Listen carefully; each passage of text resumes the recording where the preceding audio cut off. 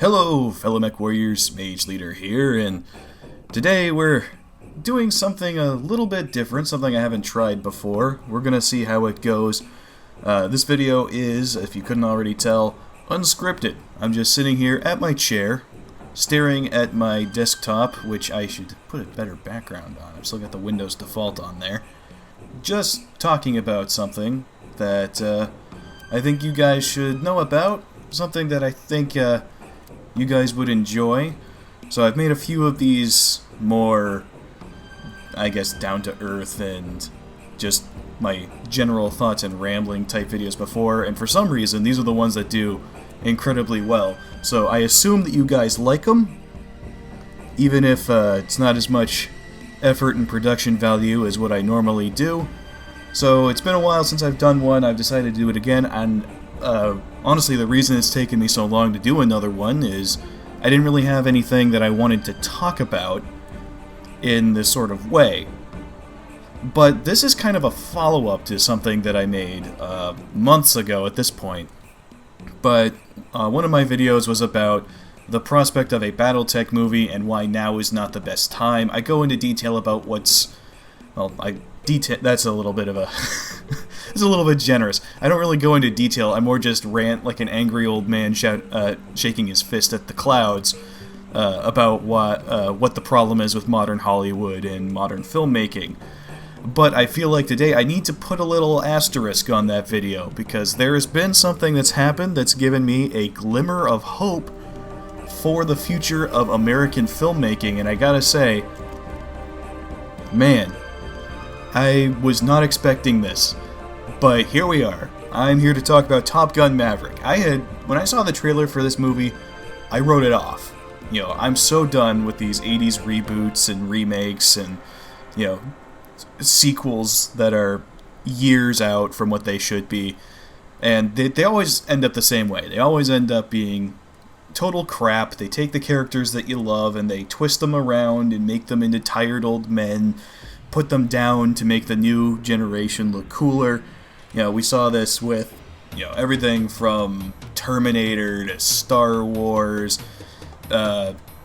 virtually anything you can think of. RoboCop as well. Well, that one was just a shitty reboot. Didn't really destroy the original so much as it was just a crappy movie in its own right. But these 80s resurgence movies, as I like to call them, they've almost all been crap. And they either are trying too hard for nostalgia bait, or they're too different, or worst of all, they're deconstructions of the main character. Like, you see things like Star Trek Picard, where the character of Picard is torn apart limb from limb. Don't even get me started on Luke Skywalker. You know, we can talk about the destruction of classic film heroes till the cows come home. But I started to hear things about Top Gun Maverick that made me think that maybe it would be different. And the trailer didn't do a whole lot to convince me. It looked like any other movie. Any other one of these reboots.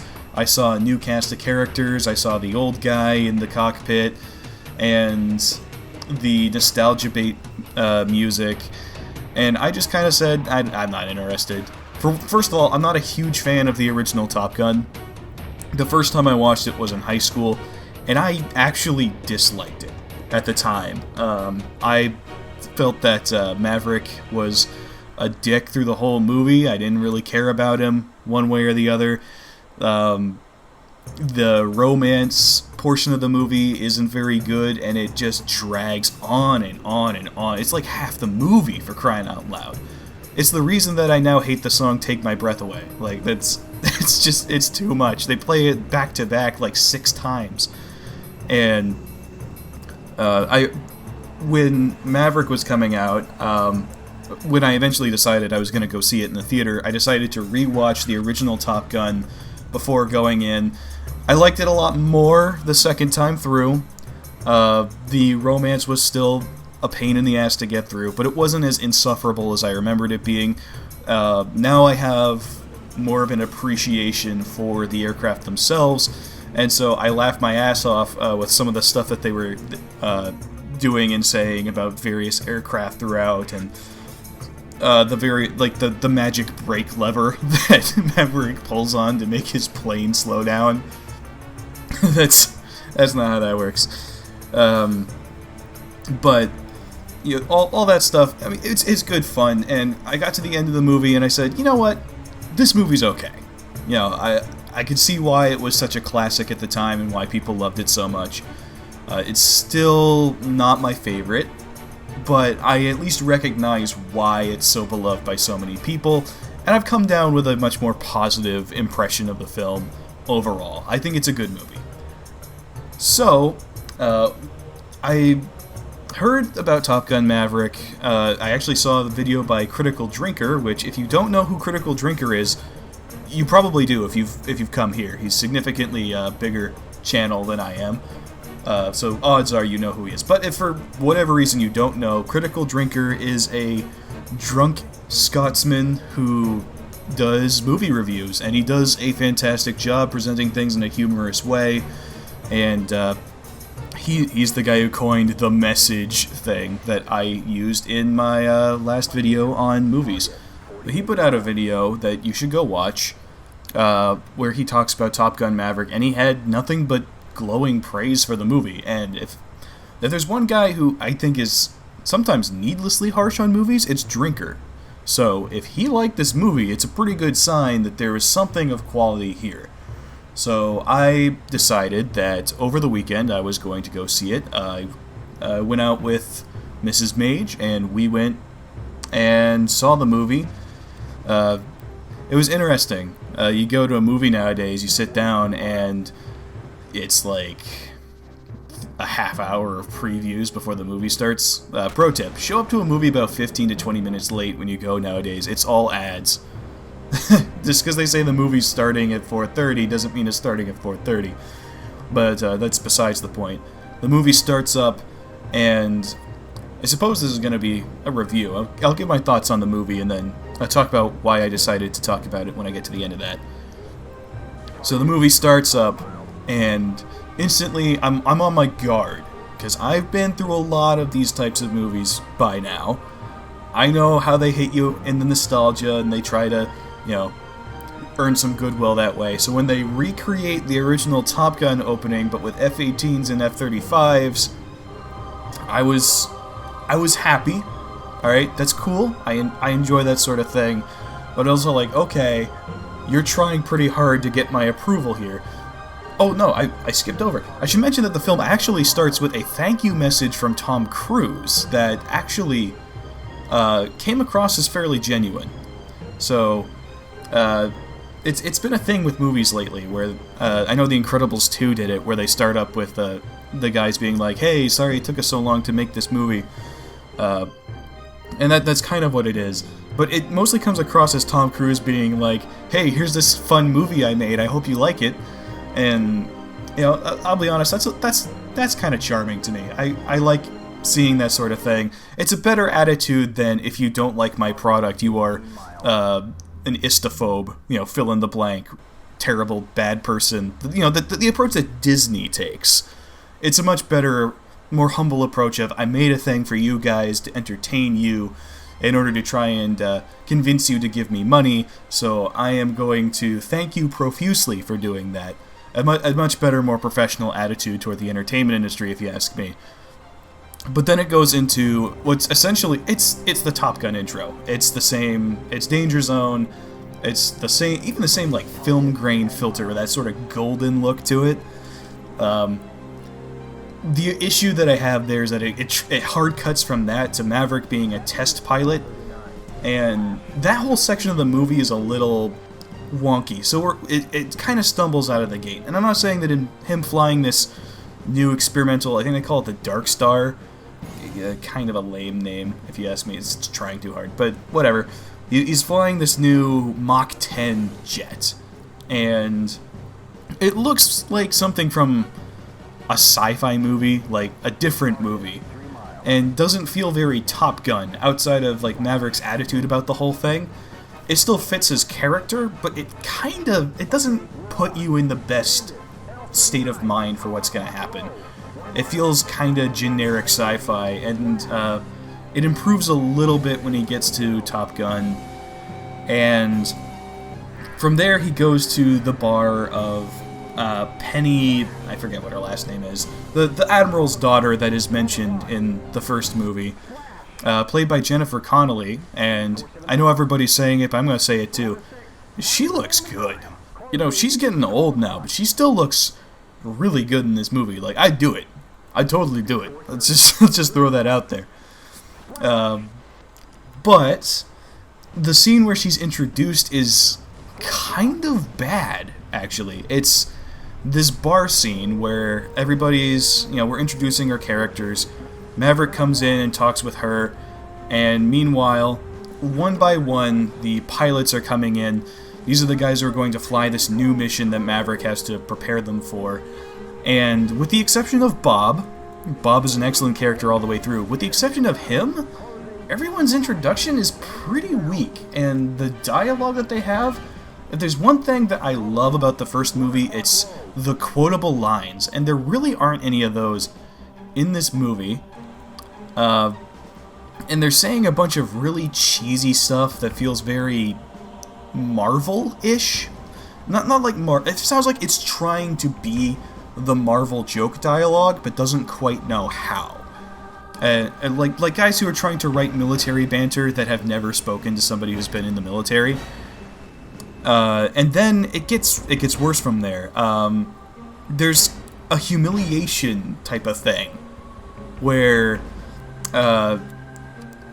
where Jennifer Connelly's character gets Tom Cruise thrown out of the bar because she contrives a reason for him to buy around for everyone in the bar, and then when he can't pay up, she has him thrown out. And, you know, it's supposed to be a joke. It comes across as oddly mean-spirited, and I was checked out at that point, right? And like I know I'm making a movie sound like crap, but give me a minute, because I came back around on the movie.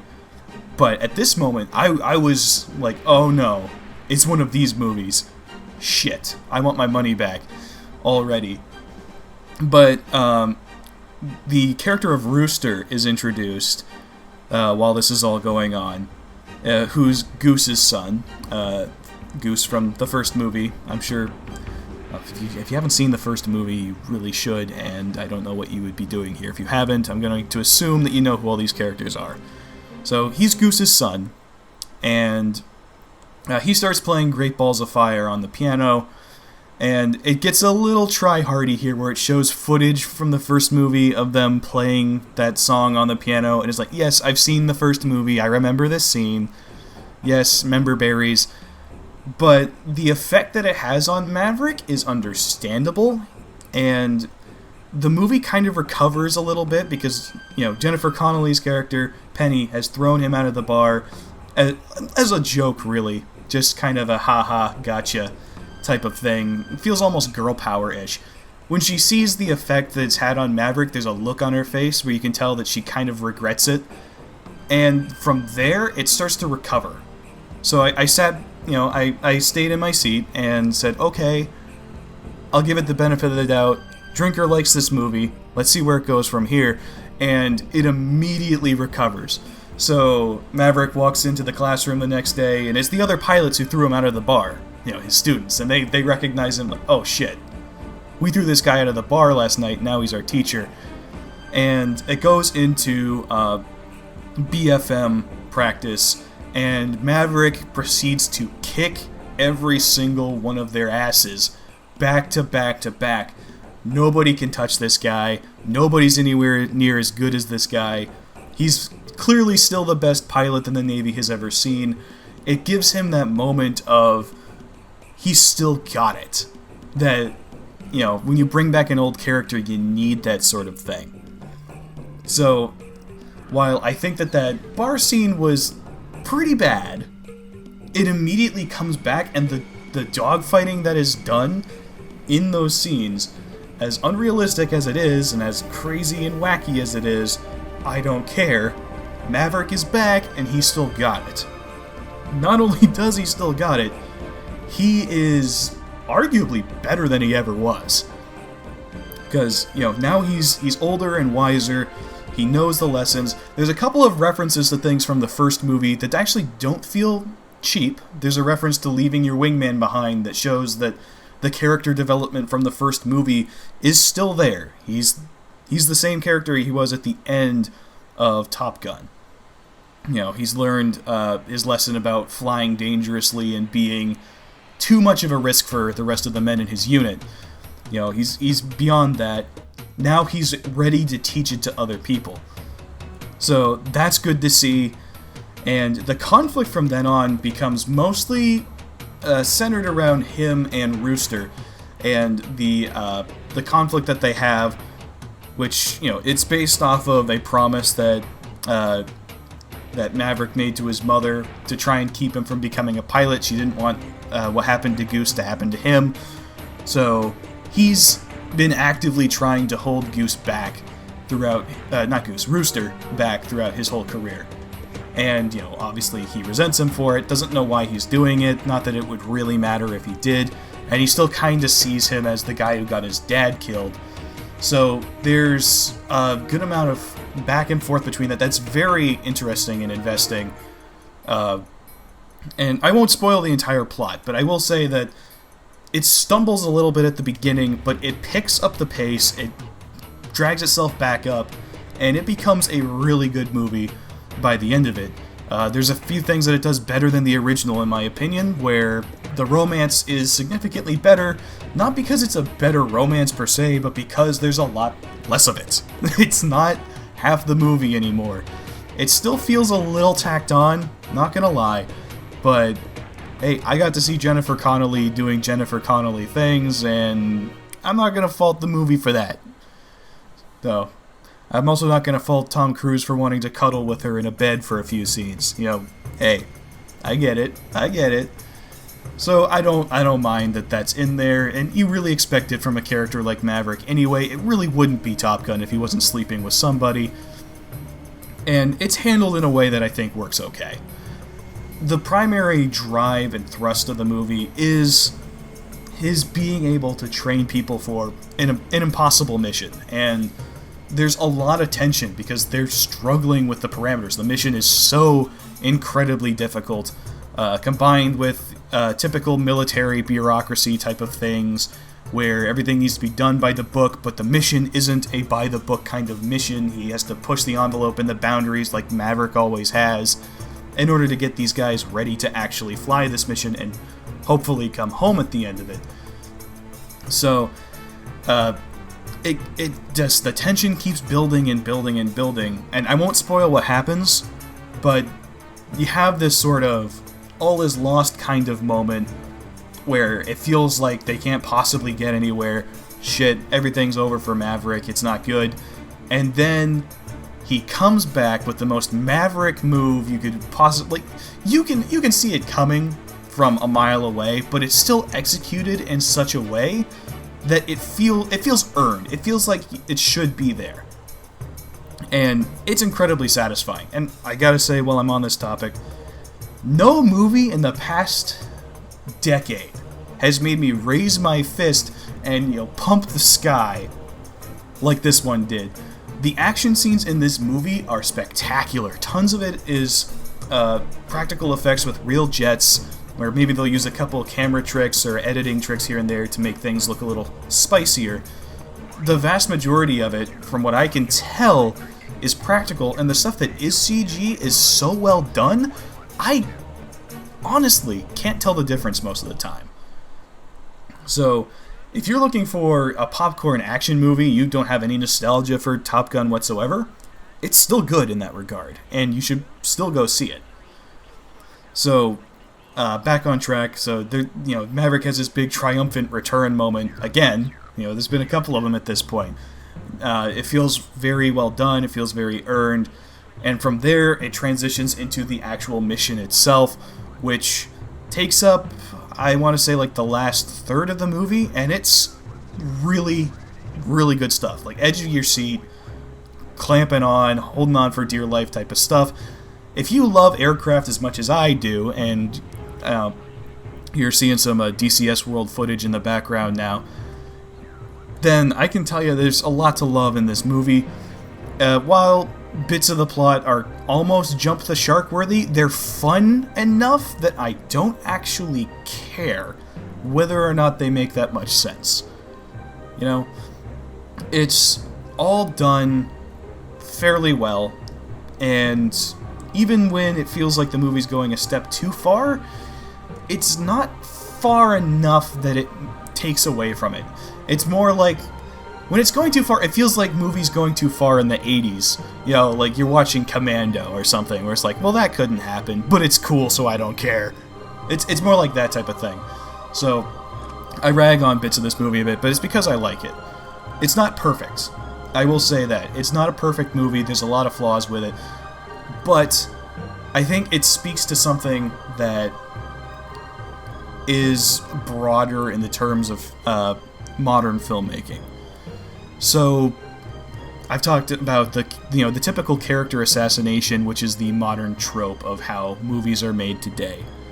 But there's something different with how Maverick handles it.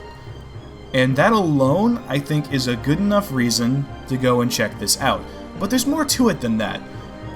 This is a movie that isn't pandering to China, which I haven't seen in a long time.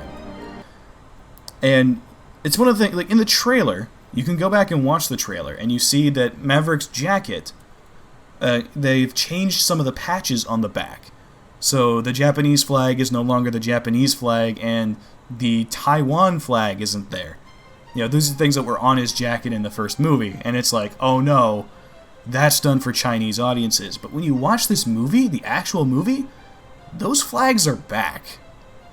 That says to me that the people who made this movie, maybe the studio at first was trying to get it approved over in China, but it seems that somewhere in the production, somebody said, you know what? Fuck China. This is a movie that feels like it's proud to be American-made, it's proud to be filmed with American actors and actresses. I assume, I don't know where all the actors and actresses are from, but the characters are all American. They're serving in the military, making a difference.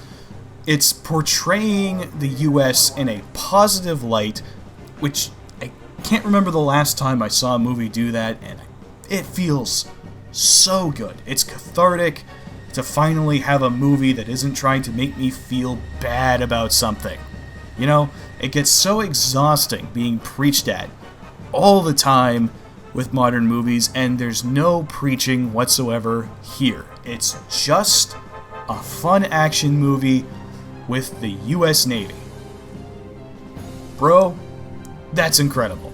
That alone, that makes it good, in my opinion. I mean, it helps that it's a fun action movie on top of that, but, you know, this isn't the end-all be-all. This isn't what I want movies to be. There's a lot of problems, like, for example, the soundtrack. My God. The soundtrack in this movie is terrible. It's not just...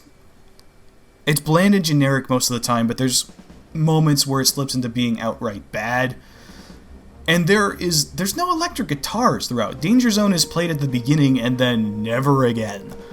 And it's just generic. I love orchestral music. I'm classically trained myself. But the stuff that's here is poorly composed and just so generic and boring. And even if it was good, it's not Top Gun music. There's an inclusion of a Lady Gaga song that feels very Hello, Fellow Kids in it as well.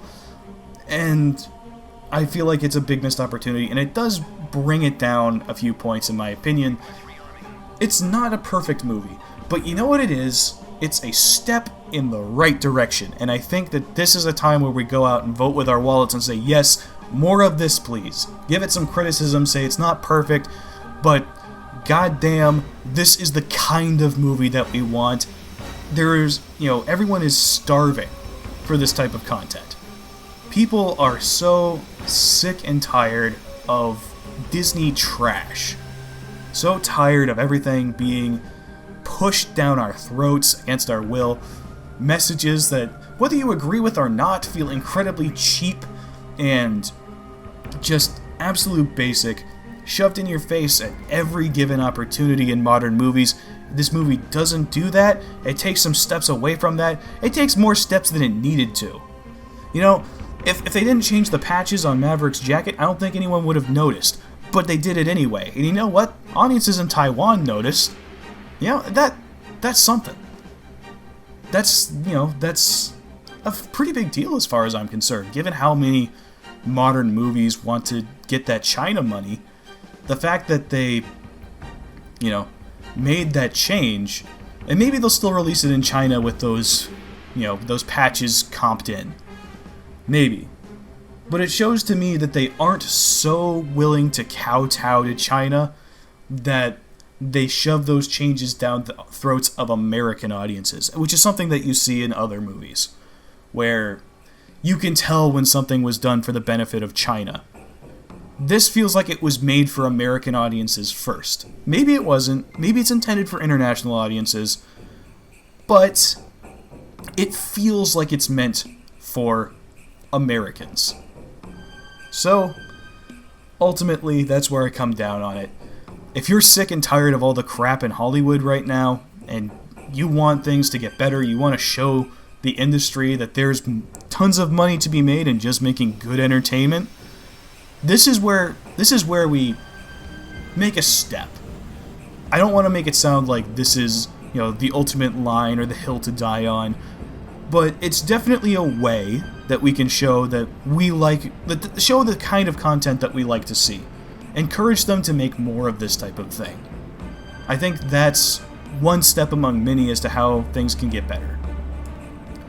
But I've sat here, I've rambled again for about 26 minutes.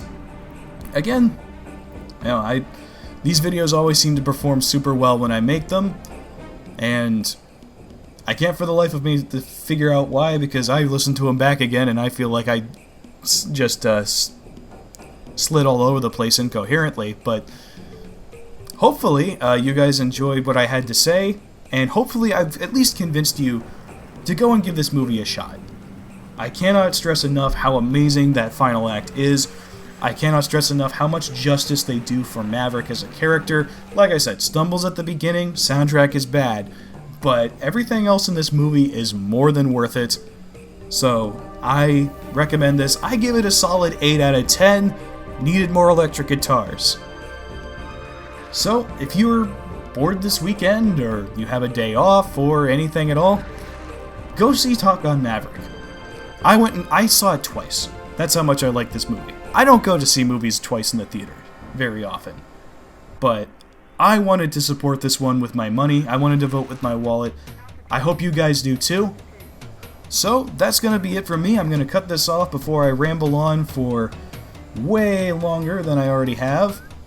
And until next time, this is Mage Leader, signing off.